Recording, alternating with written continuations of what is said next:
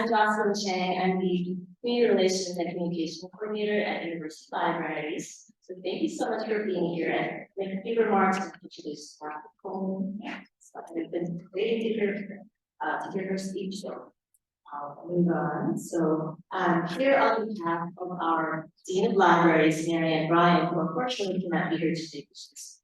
However, she wishes everyone the best, and hopefully you'll come back to return to more programs in the future. So thank you again. This program is co-sponsored by the University Libraries and Alumni Relations. So I want to thank Alice Kovacic over there. She is the Assistant Director of Alumni Relations. I'm so glad that she is here and she's very supportive throughout the house. And I also want to acknowledge my colleague, Kelly Policy. She's our research and learning librarian. She's right there at the information table. So be sure to check out the table, talk to her. She's very knowledgeable, so I hope come and see our materials information. To that, she introduced me to Dr. Coleman, so I really appreciate it. So Kelly works with different academic units such as our Women's School of Business to support the research and academic success of students and faculty and connecting resources and many other things. So it's wonderful to see all of you, and I hope that you'll enjoy the speech and the program today. So it is part of our alumni series. Tonight's program is an example of many ways that the University Libraries facilitate the academic pursuit and cultural enrichment for the Loyola community. So I want to take this opportunity to thank all of you, and I'm donors too. They are friends, we call them friends of the libraries. So they provide us financial support that enables us to sponsor events such as this, at projects, other resources, support digital initiatives and enhance facilities, as well as support professional development and our friends.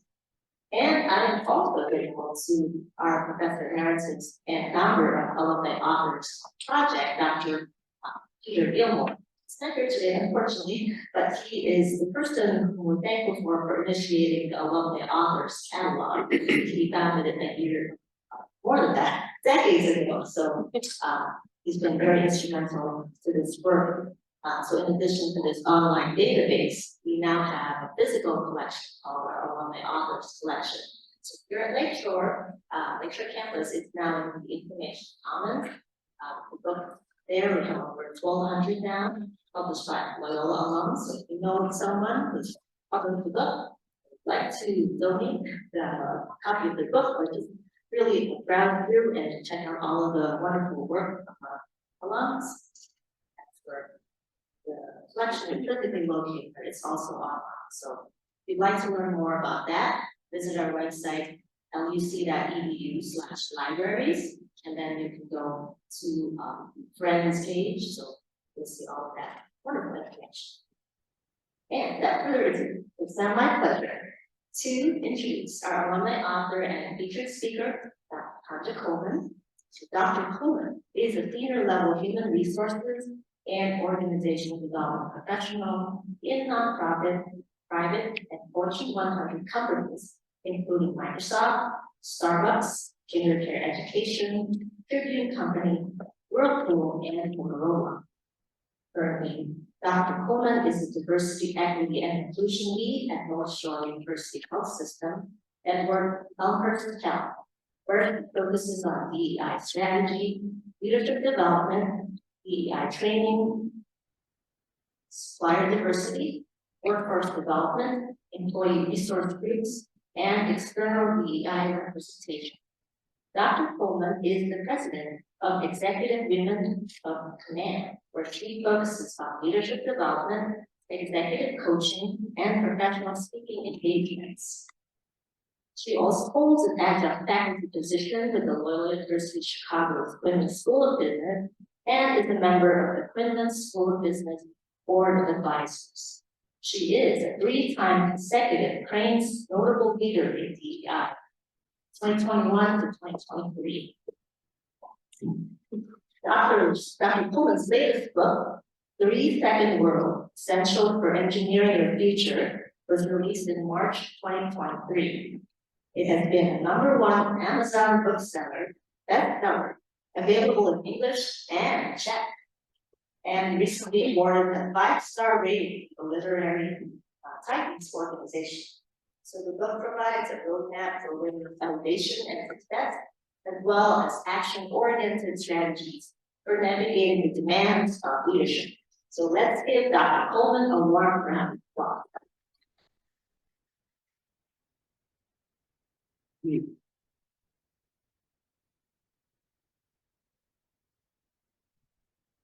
Sorry. You all hear me okay? Yes. All right, so what a warm welcome. Thank you. I really appreciate it. I appreciate seeing all of you here this evening. I know this evening was tough. It was a really nice day today. It was warmer than usual, and it's hard to kind of come into a space in the evening and take away from your personal time on probably one of the last good days that we'll have before it's freezing cold. So I really appreciate your presence here. It's nice and cozy. It's a few of us here, so we can really get into some nitty gritty. We can have a really robust Q&A towards the end. But I do want to just start off with, just throw out a quick question. What would you say is the percentage of folks that write down their goals that actually fulfill them? People can just raise their hand, give me an answer. 20. Okay, all right, 20. 3%. 10%. Just don't believe in people. I split it in the middle, 10%. All right, what else? 40, okay. So research shows that 92% of people fail, which means 8%. So somewhere between 3 and 10, right? So celebrate if you said 10, 20. So only 8% of folks really realize their goals. Why do you think that is? What would you say is the differentiating factor of that 8% versus the 92% that might not? Yes, ma'am. From me teaching, like being a professor, I see my mentees to follow through. Like they will, come to me like, I really want to be mentored, I want to do this. And then I show them the work that they have to put in, right? And a lot of times, like, it's just a follow through. They won't always, now I make my mentees follow through, like, yeah, follow through. There's no, it's not getting through. But I can see how like it's follow. I can see how it falls by the wayside, even looking at colleagues as well. It's like, Patrice, how do you get all that done? I'm like, I literally like write it down and color code it. And like, it's in my planner. Like every day I'm doing little by little, but that's how like my grandmother, who did not go to college at all, actually taught me how to like. Okay, excellent. Anyone else? What differentiates the 8% from the 92%? Well, he's kind of commented on that, like, breaking down the goals in smaller pieces, like, you're not gonna say, I'm gonna run a marathon in like 4 months, but you know, been a runner. So you just make smaller goals, like, okay, I'm running 2 miles, 5 miles, 7 miles, and like build yourself up to their reference speed. It's gonna take a bit longer than 3 months. So I just be those for the goals and break it down to smaller pieces and not the overarching goal. Okay, great. Anyone else? I think accountability, when the goal is I would say accountability, when the goal isn't tied to something specific, then people have a tendency not to follow through on. Okay, thanks, Karen. I'm gonna put a pin in that, because that's a great idea. We're gonna talk about that a little bit later. I think some folks are afraid of failure and not making their goals and meeting their goals. They just don't make them because they're afraid they won't achieve. It's very true. And I think you had. Yeah, I think all great comments. I just think one thing we have sometimes missing is having it in writing. That also to me. So it's a compilation of a lot of what you all said, but the number one reason is discipline. A lot of what you said a lot of the things that many of you said would kind of marry into discipline, right? Writing it down, you get the discipline of seeing it and following through. You wrote follow through, we used to talk about follow through. Yes, when you have discipline, you absolutely want to follow through. You don't stop after one mishap or one mistake or one goal you didn't meet, or a day that you kind of veered off to the left, but you just kind of bounce back, get back on track. So that discipline, so really that differentiating factor is discipline, but how do we really build that discipline? It's through a myriad of different things, right? It's commitment, it's accountability, to Karen's point, also to Karen's point, it's talking about how does it align with who you are, with your value system, what you want to accomplish. So we're going to talk about that a little bit later. But I want to read you a little excerpt from my book here about one person that not only had discipline, but had great follow through. And it was also, someone said, you're afraid of failure. So you see something kind of big out there and you don't know if you can do it, so you don't even try. You just go, this is way beyond what I can do. So no sense in even putting on my running shoes. I can't run 3 miles today, so I'm not gonna run at all, right? At least that's what I say. So how many of you know Neil deGrasse Tyson? I knew you would know, I knew you would know. How many others? Okay, how many know I know we kind of see him now, but his kind of full trajectory, career trajectory, I know we see him now, but kind of where he came from. So I'm gonna read you a little excerpt from my book, because one of the things that I really wanted to tap into people is the folks that we often see on TV, or we see doing interviews, or they're on MSNBC, or they're on talk shows, is we see them where they are today, but we don't really know where they came from to how they got to where they are today. We just see the end result. And what I want everyone to know is everyone that we see the end result had a beginning, probably very similar to ours. It's just what differentiates them is they took some risk, they continued along their path, and they really knew their why, and they knew what it was they were after, what their ultimate goal was. So I'm gonna read you a little excerpt from my book where I talk about Neil deGrasse Tyson.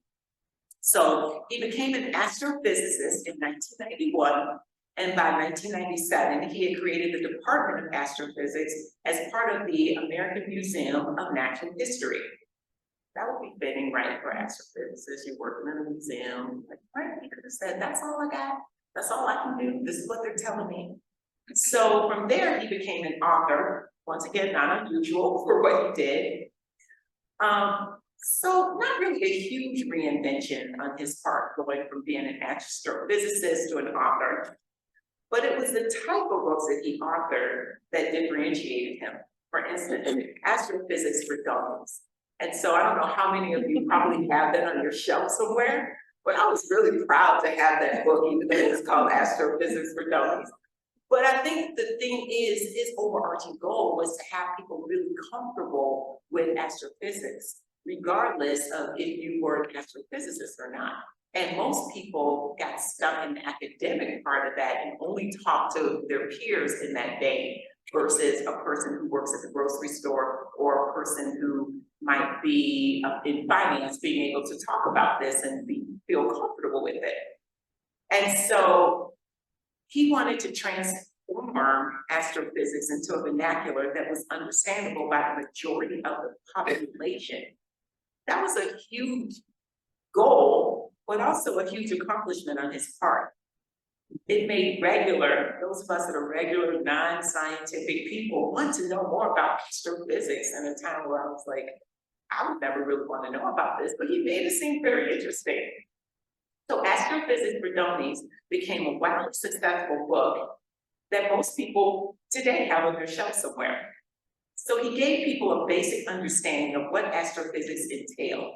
And based on the success of his book and several media appearances, in 2015, he was given the opportunity to host his own talk show called Star Talk on the National Geographic Channel.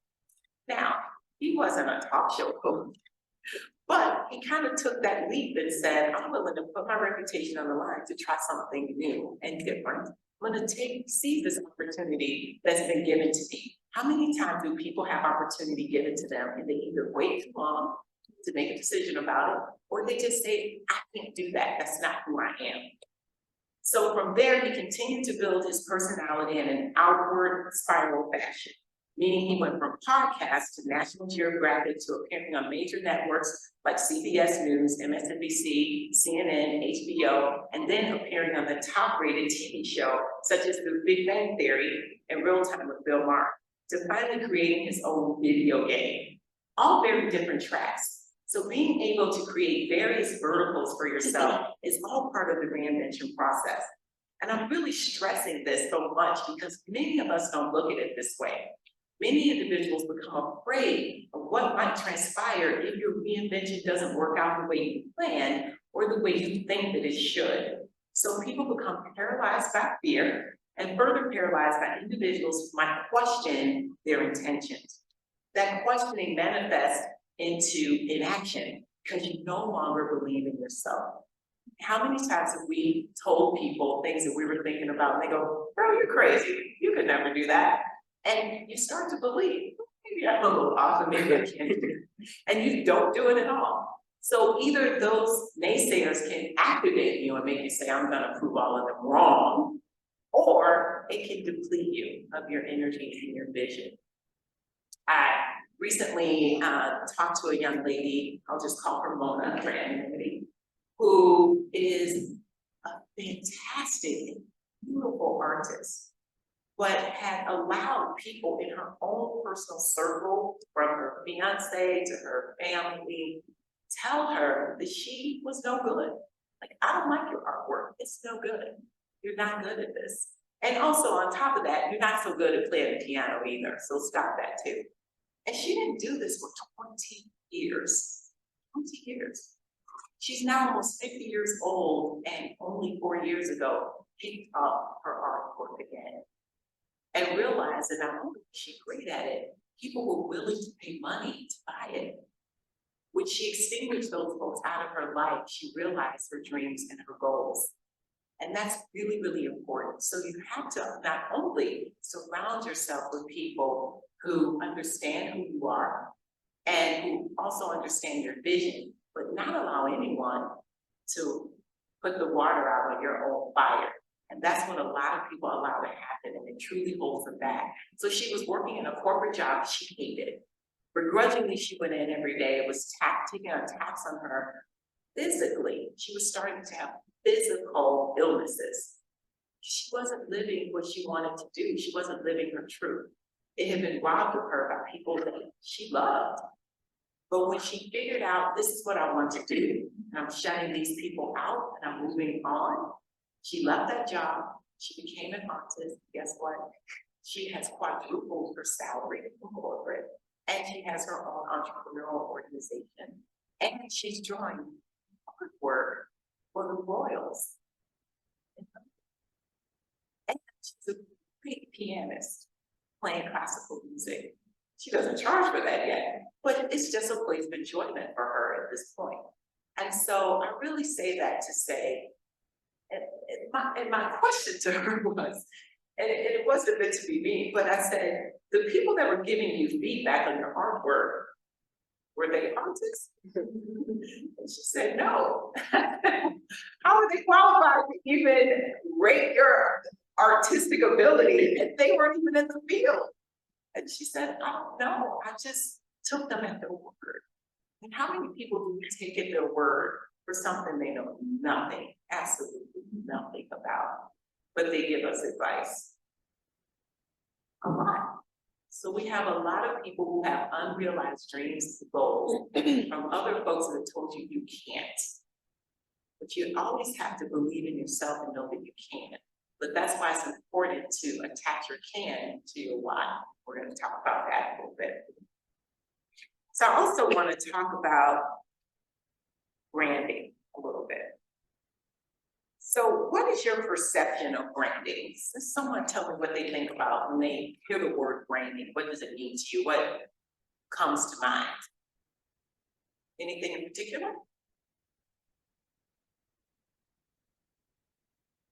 Any organization come to mind, stores you shop at, things that they do that distinguish them from others?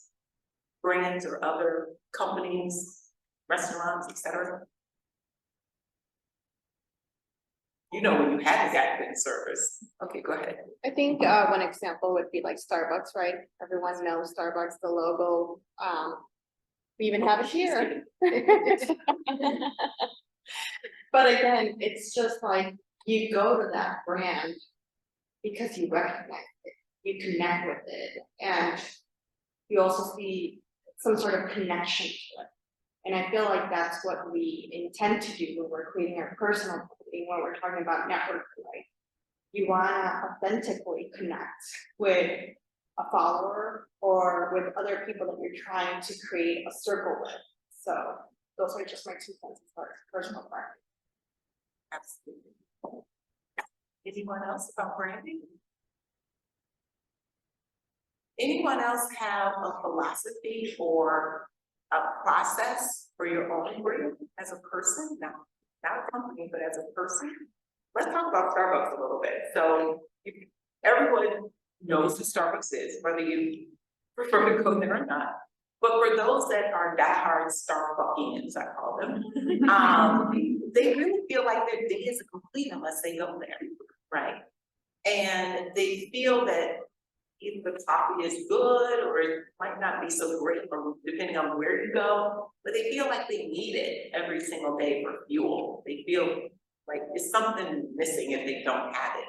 That's a sense of community that Starbucks has really embedded in everyone. And even my mom says, listen, I'm not going to Starbucks for you because the people are crazed. She said they're wide-eyed, they're speeding through the lot. Sometimes I think they're like in a trance until they get that coffee. She goes, what is Mr. Howard Schultz got in that coffee? What is it? She says, I don't want any, and I don't want to be addicted to it like you all, because it's a really sad scene in the morning. She's like, it's like a bunch of zombies walking into a place and then they come out and they're real human beings.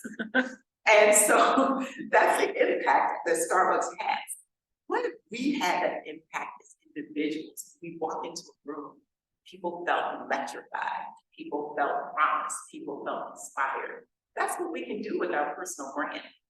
Do you have certain folks that you follow on social media that when you see their post, you get excited because you know it's going to either be inspirational or something helpful to you or something funny?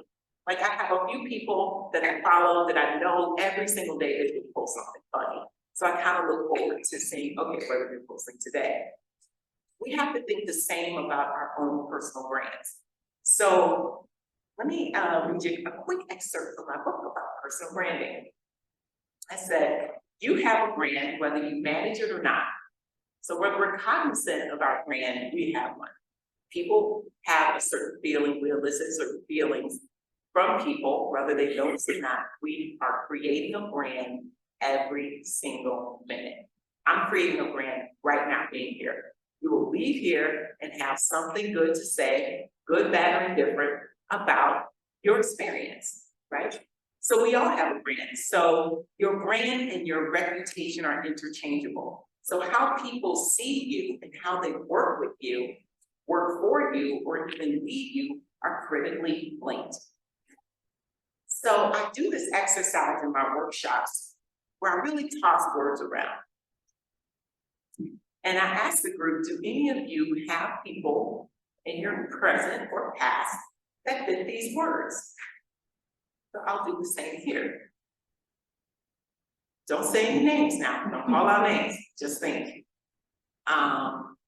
Lazy, not a team player, incompetent, mean-spirited, a complainer, right? Woe is me, the world is coming down on me, I can't take anymore. We all know those people, right? I see some of you smiling. And that's always the reaction that I get. But I go through this exercise because it's important to know how people see you and how people relate to you. And if that's how people relate to you, imagine telling them you're starting a new business or you want them to be part of a new project that you're leading. They're probably gonna say, I don't know about that. So the brand of a person has a direct impact on how effectively that you're allowed to do your job. If your brand is negative enough for long enough, it can seriously affect what happens in your career. If your brand conversely is very positive, yeah, I like working with so-and-so. They always have a little bit of levity in difficult times. They're always able to take complex problems and solve them. Those are the folks you want to be aligned with. That's who you want on your team. That's when you leave an organization and you're building your team. You say, come on over here with me. That's who you want to be with you. That's who you want on your team when you start your new company, right? You want the person who elicits good feelings. And so it's important that we all think about what our brand is. And I tell individuals, your brand is really important on social media as well. And I know how many of you have heard that before, but we don't all act accordingly. We can get caught up in our feelings on social media and start to put out some things that have a digital footprint forever. And it's not worth it getting into these beefs. How many of you have seen social media beefs that go on between people and you go, how do they have the time to keep this thing going? They have facts, they have stats, they have dates, they have locations, they have names. Whoa, if they took that energy and diverted it into being a better person, or even add money in the bank to what they're doing, they will probably be much better off than sitting here arguing on Instagram about some person that they will never meet in their entire life. They don't even know that they exist. And so we have to, and I will add, maybe using certain colorful language, right? You don't need the footprint.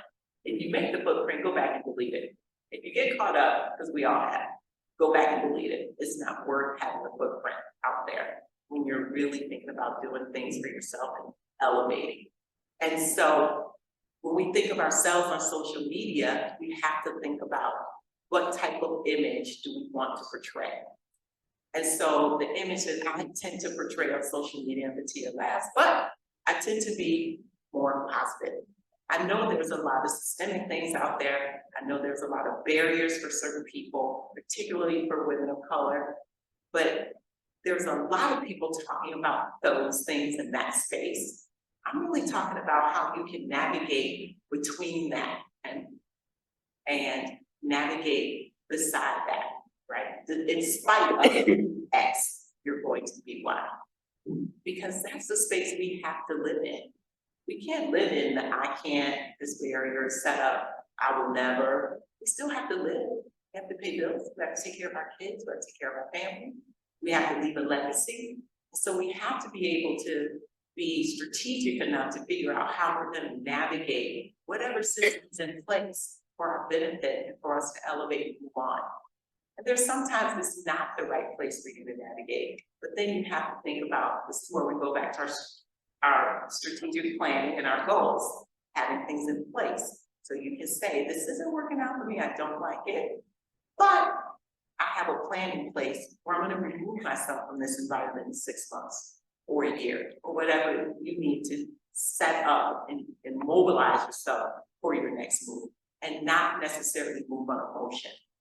Because I've seen a lot of folks move on emotion and they realize, ooh, it's expensive out here.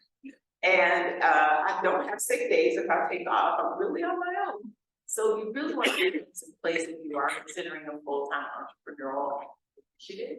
I would say outside of that, really tap into dualpreneurship, where you can have either 2 organizations going or another stream of income going, whether you're an adjunct professor or you maybe a DJ on the weekends.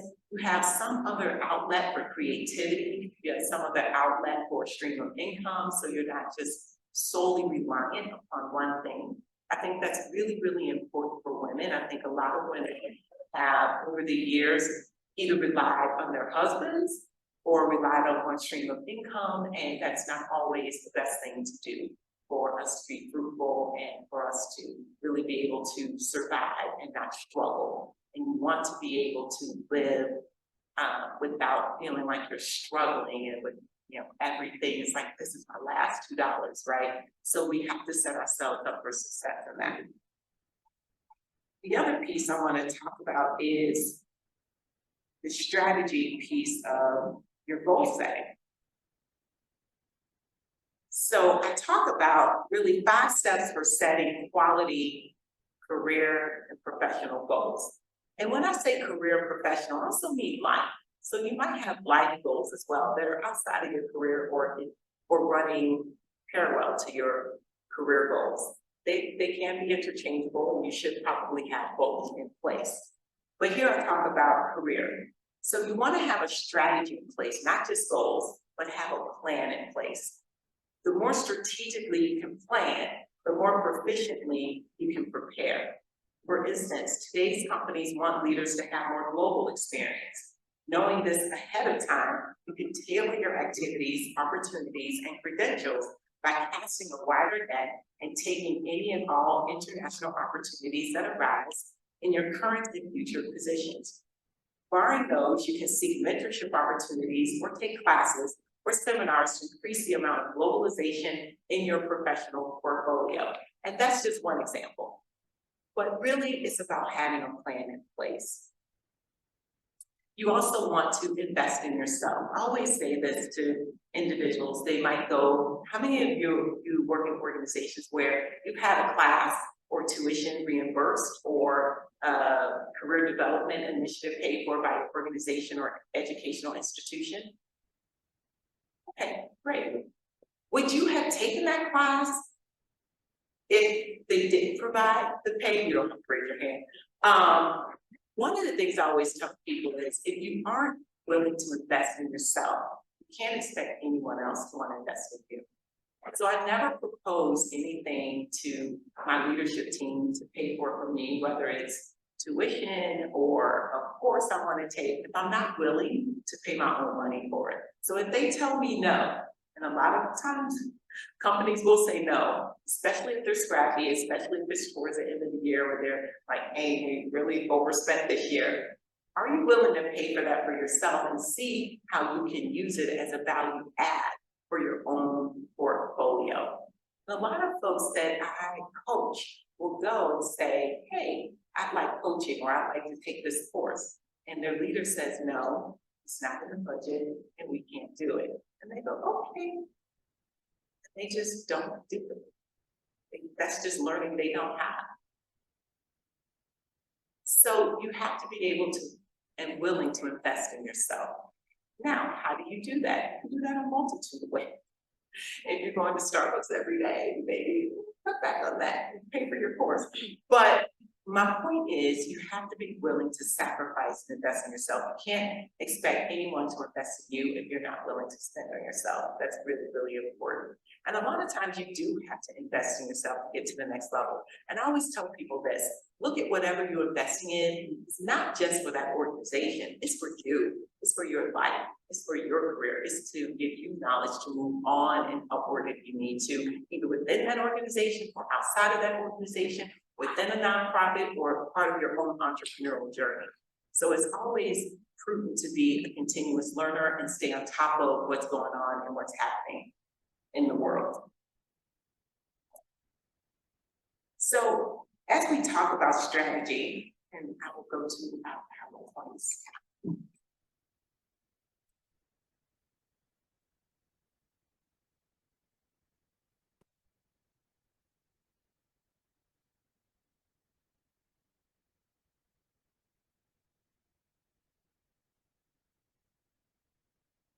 Okay, so I didn't touch on this at first because I think I got right into the book, but why are we having this discussion? So part of it is we must remain vigilant in building the career and life that we want.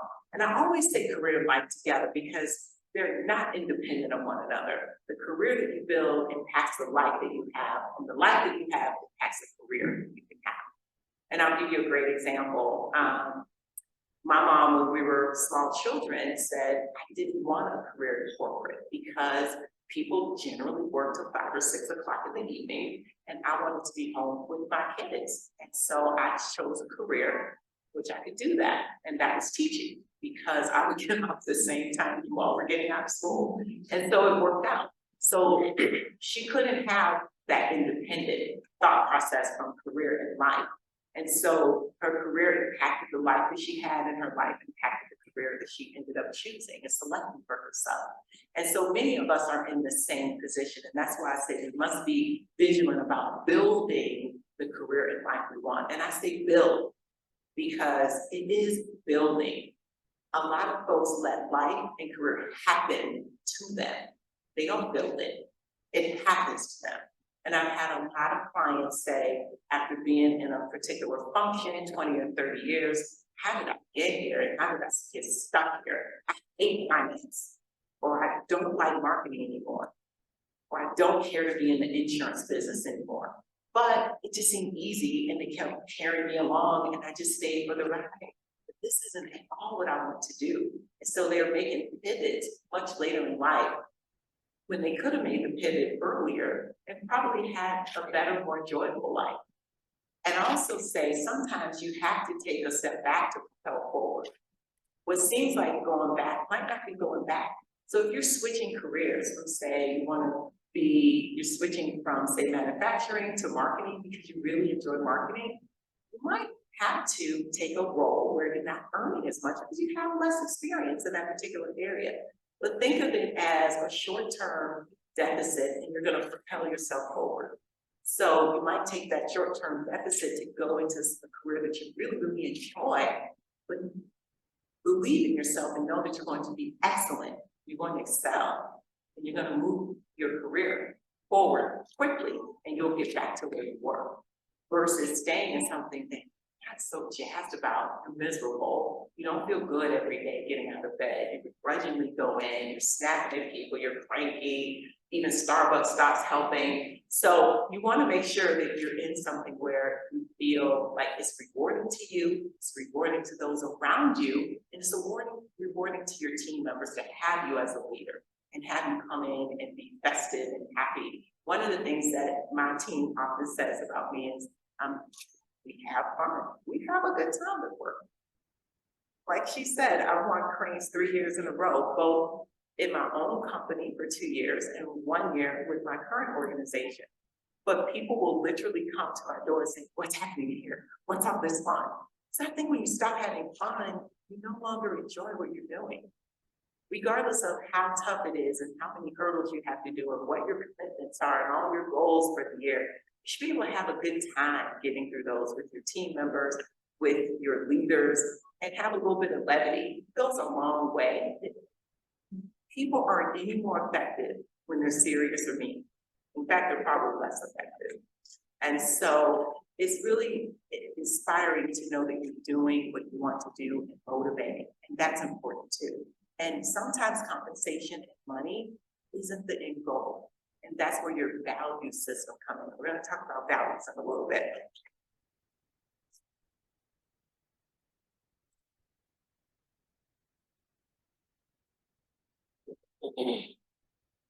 So part of our strategic framework is really reflection, finding out your why, which is your purpose. So whatever goal it is that you have, just writing the goal without a purpose isn't fruitful. So I'll tell you a little bit about one of the goals that I've had. And the young lady in the back, I can't see your name tag, but you talked about color coding your goals. And I think that's wonderful. So one of the things that I do with my goals is when I review them, I give myself grades. Academia way. So I actually give myself A through F, and people said, how do you give yourself an F? And I said, well, there's no reason for me to lie to myself. I know I didn't do it, so I don't have to try to increase my GPA with myself. So it is what it is, right? And so, when I looked back and really reflected on those goals before I knew a strategic plan should be aligned with your goals, it was because I didn't have any alignment to that goal. And one was typically usually around finances. It's like just save X amount of money. But why? I had no why. Why was I saving it? What was the point? And because I didn't have a why, every single year I failed. Every single year. Until I discovered what the why is. I need to save X amount for this. And then it made sense. It didn't make any sense just saving money for no good reason. I just bought whatever I wanted to buy. So, but once I aligned it with an actual purpose, then it makes sense. And then rediscovery. So self-discovery. Many people are out there leading other individuals, including themselves. And they really don't know who they are. They don't know who they are today. They might know who they were 5 or 10 years ago, but they don't know who they are today. Your values change as you go through different things in life, as you change in age and you go through different processes and hurdles and challenges, your value system changes. And also self-acceptance, being able to accept who you are, where you are, to help propel yourself forward. And then the reinvention piece is around personal branding. What is your personal brand? What is it that you want people to say when your name is said in rooms you're not in? Or when you walk into a room and you don't know people, but they may know of you. And that's happened to me a lot. Or people know of me, but they don't know me. But they just know what other people have told them about me. And then your self-discovery profile and what that looks like and how do you put that together so it connects your purpose, your why, your values, and your goals.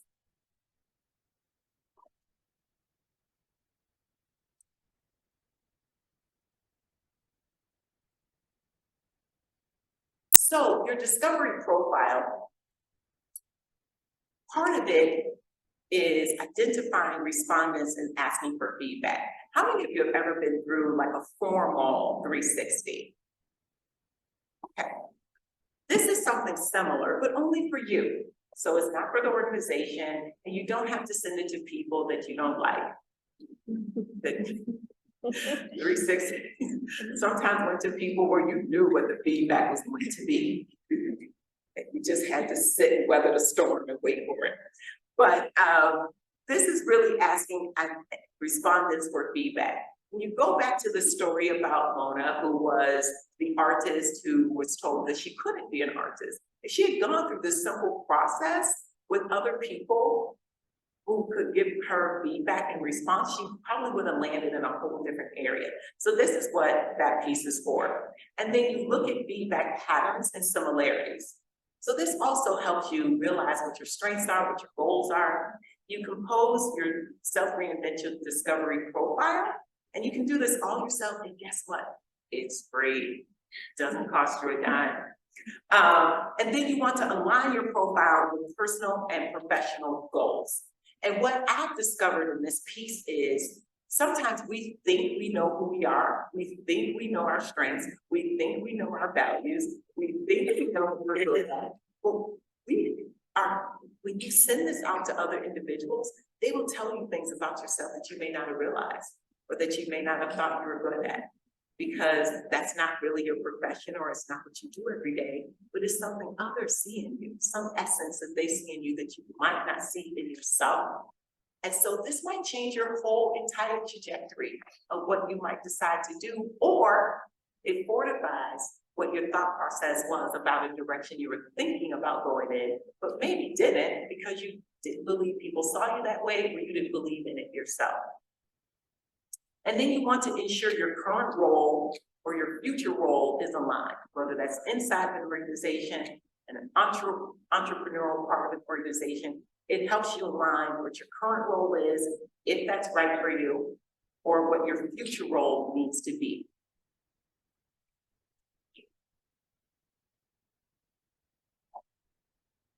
So this is a simple sample email of a text message that you can send to folks when you're looking for feedback from them. And once again, this is very informal to people that you know and trust will be honest. And so very quick, you say, I hope this message finds you well. I value your perspective and insights, and I seek feedback on my strengths as part of my ongoing commitment to personal and professional growth. Notice I didn't say opportunities. We're not talking about opportunities because that's not what we're going to spend our time on. We really want to figure out what we're good at and focus there. People can get really off track with opportunities. We are focused on strengths. What do you see that I'm good at? So please take a few moments to share your thoughts on 1 to 3 areas where you believe I excel or demonstrate particular strengths. Your honesty and constructive feedback are important to me, and I welcome your feedback on what you view as my greatest strengths. Thank you in advance for your time and consideration, and I look forward to hearing your thoughts. Best regards. So you can send this via text or you can send this email. What I found when my coaching clients do this is they come across an array of things that they knew, but a whole new world of things that they hadn't thought about that other people saw in them that really gave them pep in their step and confidence. Because one person's feedback was, I think you're an exceptional speaker.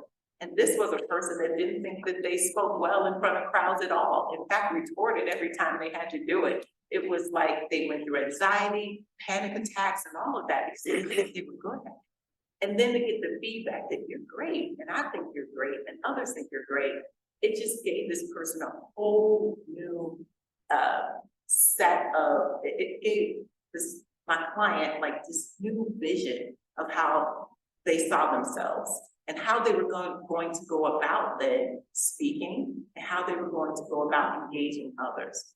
And so it can open up just a plethora of opportunity for you, just asking this very simple piece. And once again, it's easy because you're asking people to speak affirmatively. When people have to speak in the non-affirmative, it can become stressful for them, right? Because no one wants to give you bad news.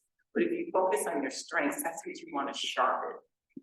That's what you want to sharpen. That's what you want to get better.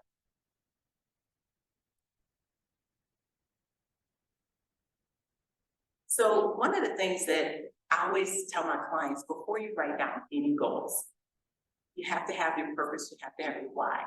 This is attached to what your personal values are. And that's what your personal values are today. I will tell you my personal values in my 20s was just money. I just wanted to make more money because I was new in my career. And so if, someone offered me $2 and some change, then I probably was going to go for that piece because that was my value system at that time. As you progress in your career and in your life, your values change. And so it's important to really navigate what your top 3 values are. Now, the process for that to walk you through. And your values are just your core beliefs, your principles. It's the standards that really guide an individual or group in making decisions, setting your priorities, and then determining your actions. So for some, it might be their family. Their family is their guidepost. It could be integrity, community, kindness, loyalty, courage, honesty. And then your strengths are positive qualities or attributes or characteristics that you possess. So these are aspects of your personality or capabilities that contribute to your overall effectiveness, success, and well-being. How many of you have gone through Strength Finders? Okay, good. Did you agree with your top 5? For the most part, did you agree with at least 3 of the 5? Not at all.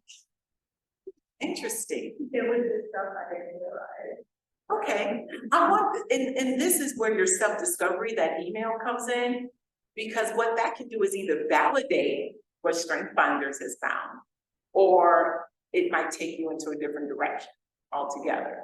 What I found is sometimes it validates or sometimes it gives people that same information, but with a different twist. So if it says you're strategic and you're like, not really, and then other people are telling you, hey, you're strategic, then you want to dig into why do you think I'm that way? And you say, oh, because you were able to put this together and that together and this together.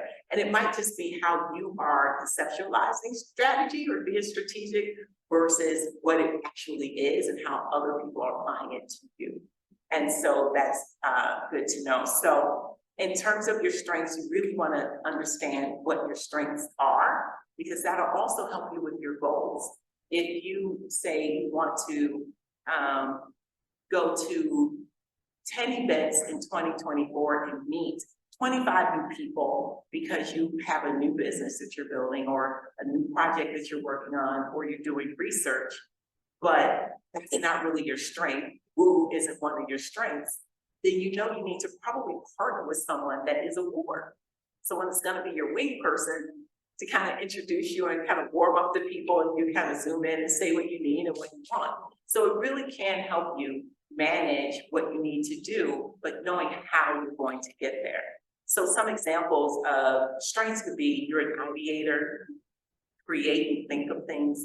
You're an achiever, activator, learner, connector, strategic, competition, or maximizer. So you're good at taking things from good to great, or you just create whole new ideas and new processes if you're an ideator. So it's really important to know these pieces. If you are interested in Strength Finders, it's pretty inexpensive. I think it's less than $15 to order online and get what your top strengths are, and at least have an understanding of what those might be. Because whatever your goals are, you'll need to understand your strengths so you know if you need others to help you realize those goals or not.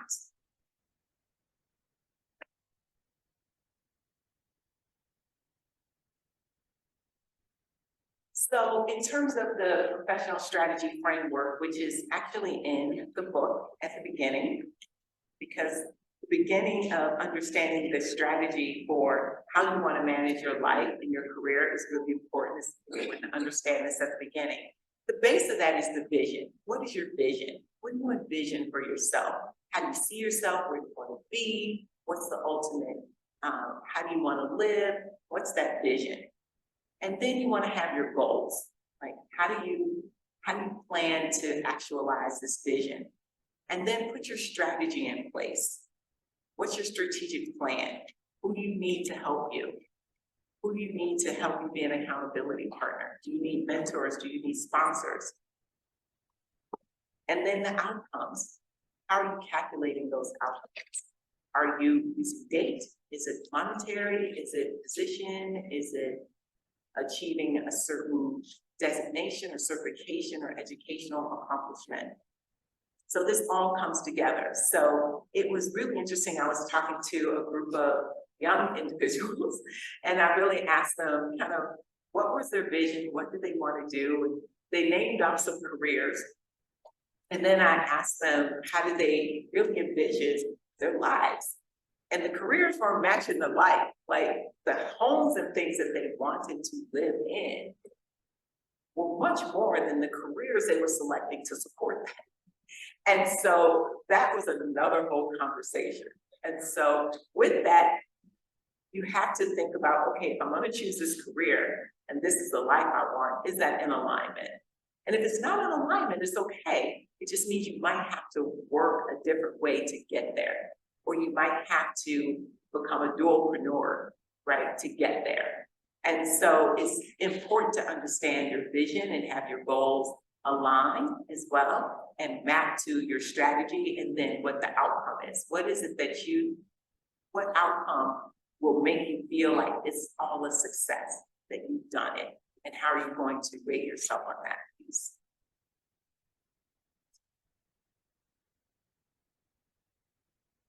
So thank you for this portion, but I said we were going to work through some of these. We're not going to have time, because we don't have enough time today.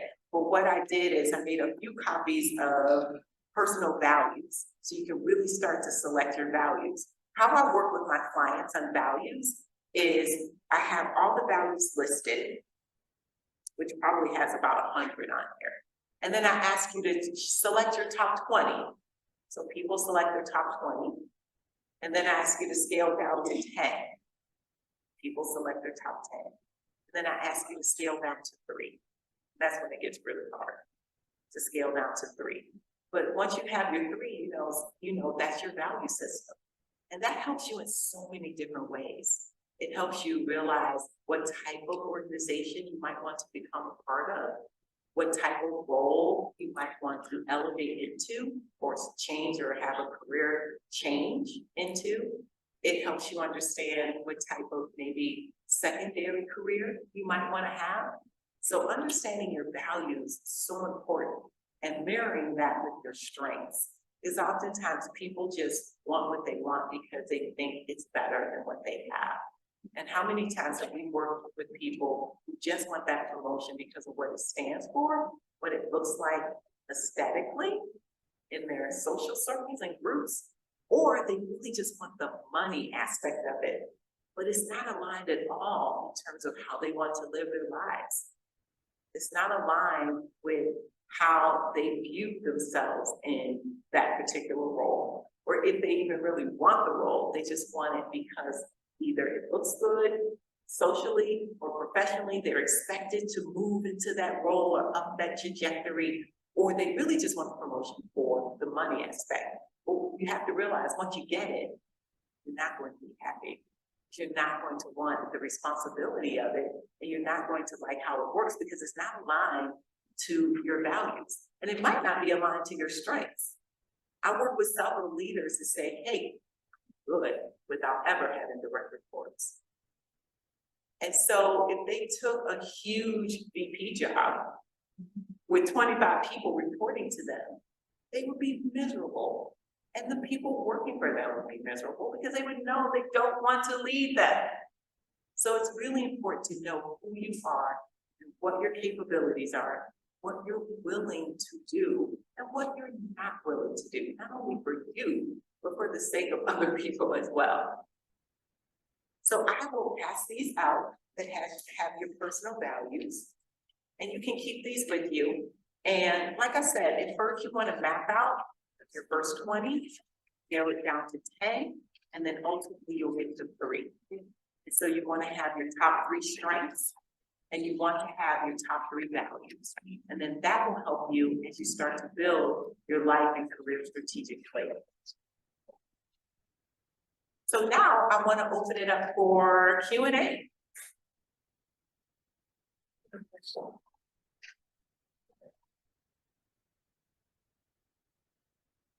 You talked in your presentation about the importance of levity, and so I was wondering, as far as becoming more successful, how would you say that you balance through the notion of self-confidence and pulling yourself up by your bootstraps and relying on others to support you, that you see just to surround yourself with for your success? Like, how do you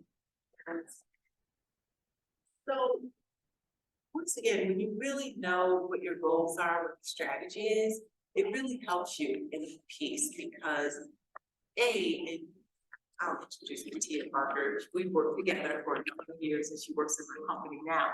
But she can probably attest to as well that I tend not to work in environments that I'm not aligned with, because I think life is really, really short to spend in a place where you're miserable. Life is too short. Secondly, when it stops being fun, then it's probably time to move on. But in terms of how do you balance the actual work and figuring out who should be in your network and pulling yourself up by your bootstraps, I take a lot of personal accountability, but I also know that there's others that have to help you get there. You have to have a village, right? So if your thought process is, I want a promotion, you have to have several people that are on your side to make that happen, that know what you want to do. And so what I always tell folks too is make sure that people understand what your goals and what your strategy is. We oftentimes work really hard, keep our head down, deliver exceptional results, but we don't tell anyone, and we don't let people know what we want to do next, how we want to manage our career, where we see ourselves. And so no one knows what you're supposed to do. No one is a mind reader or, part of the sciences where they can really read your mind and tell you what you want to do with a crystal ball. Nor should you want anyone to kind of try to foresee what you want to do next. You want to be very open and honest about what it is you want next, when you want to get there, and what you need from them in order to help you get there. And just be very clear. A lot of times the squeaky wheel gets the oil. And we've seen that in organizations. How many of you don't have to raise your hand, you can just give me a smile. But how many of you have really seen people promoted in organizations that you felt like didn't deserve it? Right? We've all experienced that. Or when layoffs happen, you see people who were exceptional and you go, what in the world? Right? They get laid off and the other person that might not do as much is still there. They probably had a plan. They probably were making people aware of what their plan was. People do not like ambiguity. We don't like it. You don't want to go into work and feel like, I don't know what I'm supposed to do today, or I don't know how to help the people on my team. So it's really important that as you map out your strategy and your plan, that you share that with your team if you're looking for a promotion, your manager if you're looking for a promotion, with your team if you're looking for them to deliver in a certain way on projects, if you manage in a certain way or certain style. It's important that they understand and know this so that there's not a guessing game. And so that when there's opportunity that opens up, it's like, hey, so-and-so said they wanted to do this next. This makes sense for them, and I'm going to help them get there. Or they can talk about you in rooms you're not in because they know that's where you want to be, or they know you want to work on a particular project. They know you want to maybe cross over into a different functional area to get, say, operational experience if you are in marketing or finance or procurement, right? So it's really important for that. The other piece I will say is, if you do have individuals on in your personal life or professional life that you feel aren't your cheerleaders, they aren't really on your team and for you, then they need to be without you. You just have to shed naysayers. Not people that challenge you, not people that are trying to help you see around the corner, not those folks. Those folks are really saying, okay, we want to make sure you understand or you realize what this is, but people that just don't believe in you. Let me share this story really quickly. I had a friend that we went to interviews together to become a flight attendant. And there were 3 of us. And 2 of us got offered the opportunity to become flight attendants, and 1 person didn't. And I still remember to this day, she told me, you're never going to make it past probation. So when you become a flight attendant, you're on probation for like 6 months. Like, you can't breathe the wrong way or you'll be terminated. So you have to be on time, you have to be dressed appropriately within the guidelines, and you have to know and follow all the rules, be able to get through the training, all of that. And she said, I don't think you'll make it through your 6 months. You're not gonna make it. And I had never spoken to that person again. That person wasn't on my team. They weren't for me. That's not what you say to your friend because it didn't work out in your favor. To your friend who it did work out for, you're supposed to say, hey, you got this. You're gonna get through it. If this is what you want to do, you'll get through it, right? You don't say, no, you're not going to make it, and essentially, I don't believe in you. Then you're not a person that's for me. And so I knew from that moment on, this is a person that I didn't want in my life, professionally or personally. And you have to be able to let people go. As they do say, some people are just with you for a season, and that's okay. That was a season. And I knew that this person wasn't going to be the person that I needed to lean on or share things with, disappointments or triumphs. And so sometimes you do have to get rid of that, because if you have negativity in the universe around surrounding you, it will consume you. And you will not realize your full potential with those type of people in your ear. If I had that in my ear all the time, I probably wouldn't have been a flight attendant for 5 years until I decided to leave and has 2 different roles, in leadership roles there, right? So what she projected only gave me fuel to do better. It didn't take away from me, but it could have. It easily could have. It's allowed to. And so you need people around you that believe in you and that want to help and that will help you see challenges, but also help you solve those challenges, give you ideas on how to help solve those challenges, be a connector for you. If you have anyone that's in your circle that's a hater or not trying to see you elevate, Those are not the people having your circle. Have no circle. If you have an entire circle of those type of people, start over. Just start over. And you know, did I answer your question? Yes, you did, thank you very much. Yes, ma'am. So,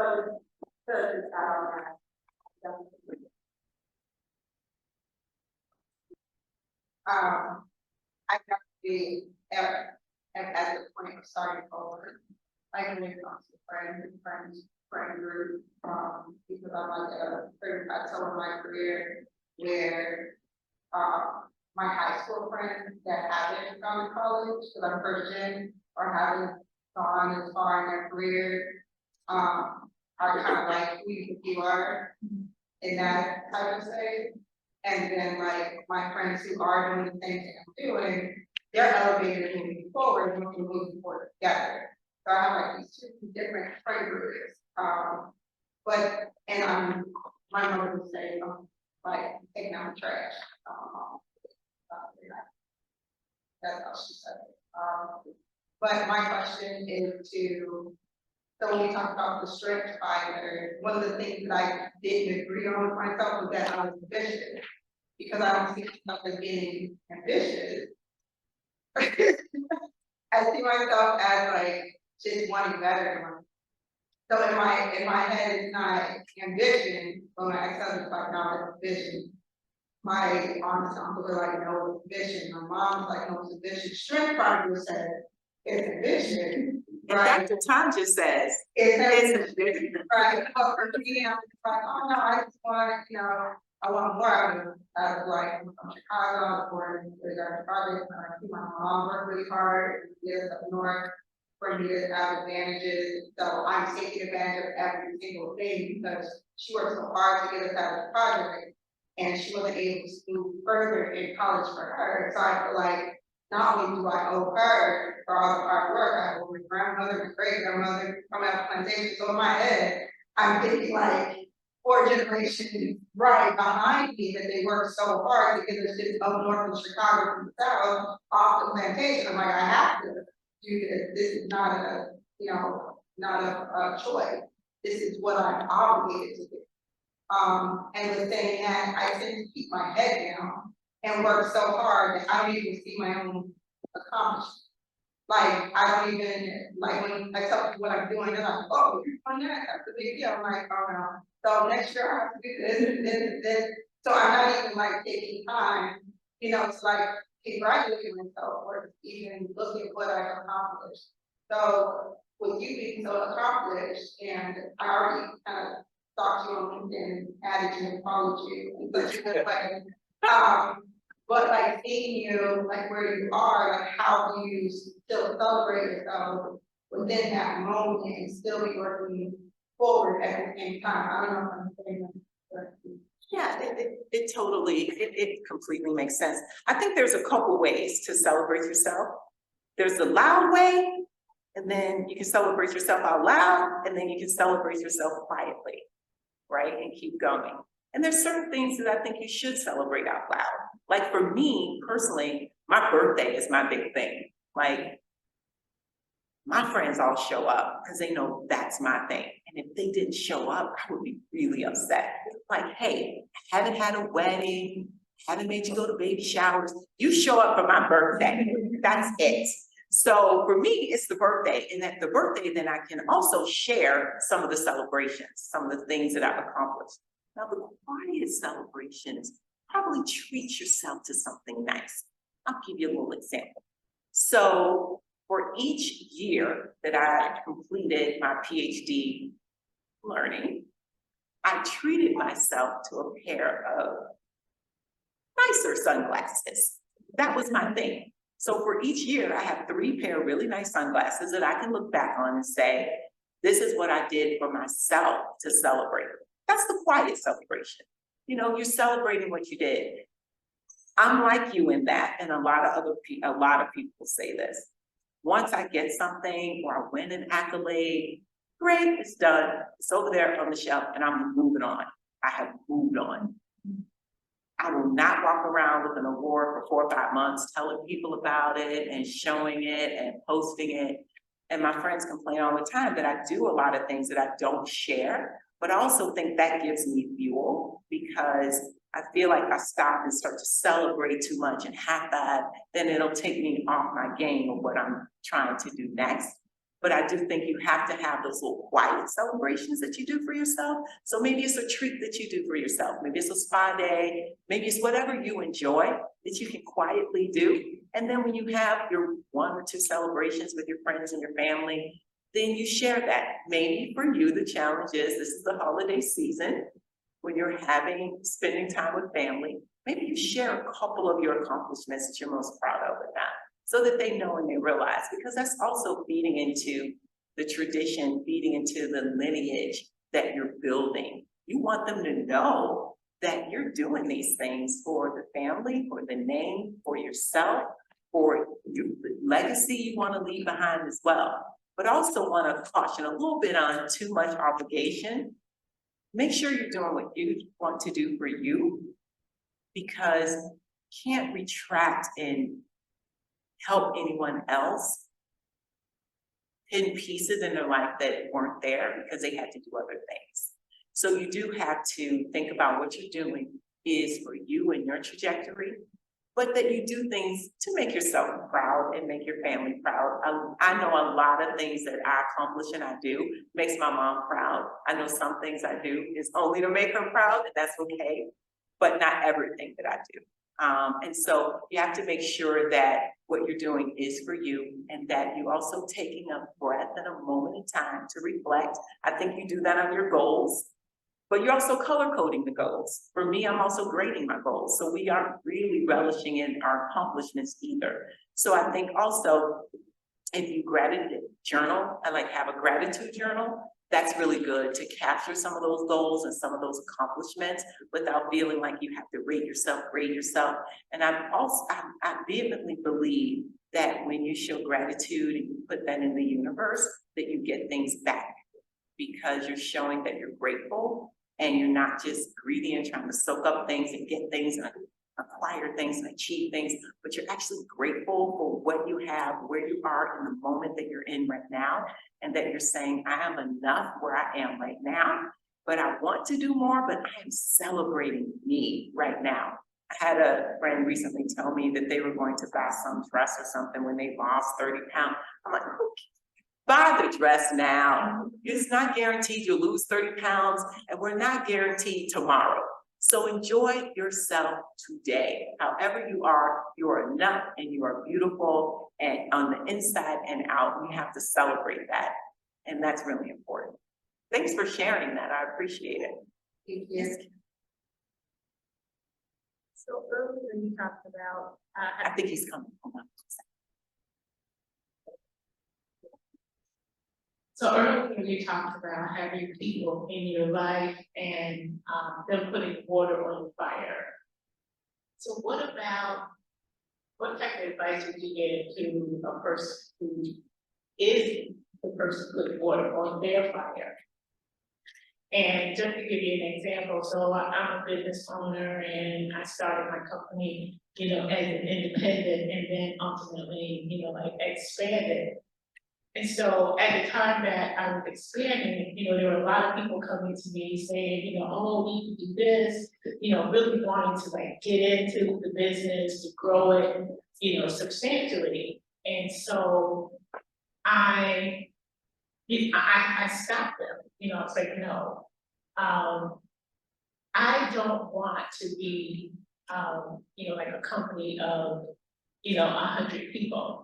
I want to have, a boutique firm where I can service my clients, appropriately and feel really good about the work that I'm doing.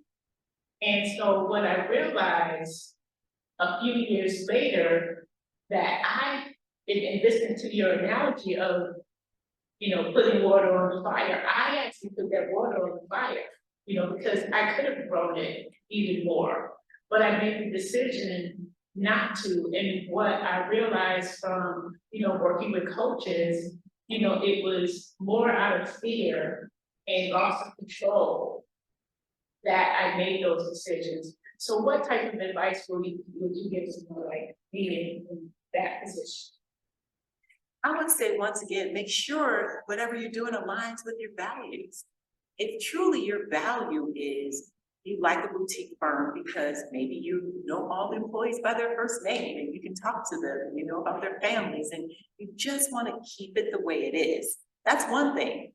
If the other situation is really out of fear that you will not be as in control because it will be growing so expeditiously and grow out of the point where you're able to touch everything, then you'll have to put a few things in place, a few protocols in place. And you'll have to really get a team together that you trust handing off things to, and that you know they'll get it done. So you have to learn to be able to hand off things and be able to depend on others and delegate. And it's okay to delegate. I think one of the things with entrepreneurs when we're starting our businesses, don't laugh, is that we have issues delegating and letting it go and knowing that it's going to be taken care of. And it has nothing to do with the person that you're delegating it to. It has nothing to do with them and everything to do with you. So get that in place. Make sure you have a team in place that you feel comfortable delegating, that you know they're going to get it done. And then don't let fear stand in the way. Allow your organization to grow if that's what you wanted to do, right? If the stop gap is you're fearful of growing it because you're going to lose control of it, don't let that feed into the growth of your organization, because the growth of your organization also impacts the people that are there. Because the more it grows and the more revenue you bring in, the more career opportunities that they have, the better their lives can be, and also how they move in their career, their overall career trajectory. And you retaining those team members as well will come into play. So don't let fear cause you not to grow. But one of the things that will alleviate some of the fear is having the right process in place, the right people in place. So when you delegate and let it go, then you know that it's going to get done, you're okay, and growing the business is what you can do as the leader, not necessarily needing to be involved in every single decision, every time, every day. Does that help? Yeah, it does. And I actually did try to do that, and what wound up happening for me was, you know, they say if you think it happens, right? Is that, the people that, I was hiring and trusting, I saw them, they were, basically trying to take over my company, and so, definitely the wrong people. So, I got rid of them, but then it was a stain, in my mind, and it's like, okay, well. Okay, well, I think then we have to look at how we're interviewing folks and what type of people we're bringing into the organization. What type of questions are we asking them? If we're asking people, are they good working within and working with and collaborating in team, that's wonderful. If there are people that really want their own business or really have this desire to lead despite the fact that they're not the CEO, then those aren't going to be the right people for your organization. So I would really look at the type of people that you're bringing in, how they're interviewing, how they're responding to your questions based on what you need and how you're explaining the role in the organization to them, because that should not be happening. But I'm guessing it was probably people who had, and you aligned with probably people who were more like you personality-wise and had that entrepreneurial spirit about them themselves. And so we often bring on people and hire people that are like us. And that's not always the best thing to do either, because you probably don't need a multiplier of you, you need a complement for you. And that's the difference. You're welcome. Anyone else, any questions? All right, well, I know we are moving on, right? Yes. Okay, so we are moving on to the actual book signing. I want to be respectful of your time. I know this goes until 8:30 and I wanted time to personally sign books for individuals who are interested in purchasing today. We do take Zelle. The books are on Amazon, Barnes and Noble, and Walmart as well. And we, of course, always take cash. Cash is golden. And we take Zelle, but I did want to move on to that process so that we can conclude on time. And I know you all probably have had long days, and I really appreciate you being here, spending time, being engaged, asking questions, and just your beautiful smiles throughout my presentation has just really warmed my heart and made me feel super welcome. Thank you. We want to thank you for being here because you've spent a lot of your time also preparing for today and sharing your knowledge and skills. So we are very grateful for all that you've done and what you're accomplishing to really promote the work we do and really supporting others so they could be successful. So Yes, let's thank you.